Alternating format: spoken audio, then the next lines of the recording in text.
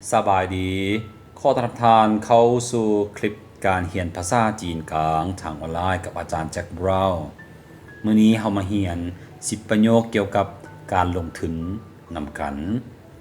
跟投资有关的10个句子我投资了一个项目我投资了一个项目ค่อยลงทุนไปแล้วกับ1โครงการ没有投资就没有收获没有投资就没有收获บ่มีการลงทุนก็จะบ่มีผลได้รับ这个项目投资比较大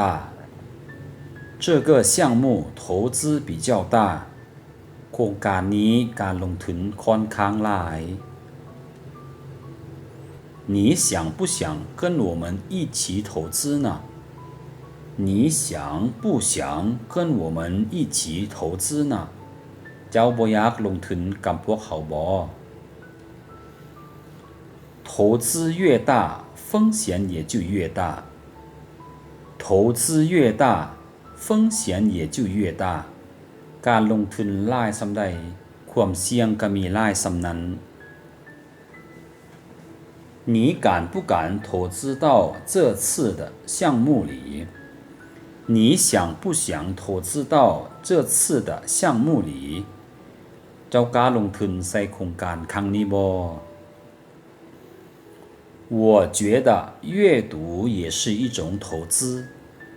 我觉得阅读也是一种投资ข้อยคิดว่าการอ่านก็แม่นการลงทุนอีกแบบหนึ่ง我不敢做投资额比较大的贸易我不敢做投资额比较大的贸易ค่อยบ่กล้าลงทุนกับโครงการที่ต้องได้ใช้ทุนหลายจนเกินไป我爸爸和他的朋友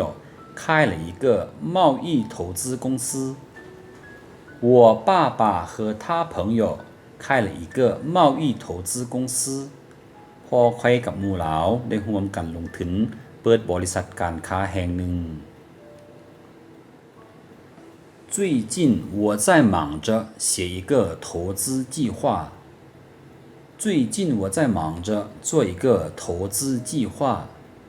ช่วงนี้ค่อยกำลังยุ่งกับการเขียนแผนโครงการการลงทุนหนึ่งอยู่และทั้งหมดนี้ก็คือเนื้อหาที่ข้าพเจ้าได้นำมาเสนอในมื้อนี้ท่านสามารถติดตามข้อมูลเพิ่มเติมได้ที่ Facebook Fanpage เก่งจีนฮั่นอยู่ปังปังตะกับข้าพเจ้าอาจารย์แจ็คบราวน์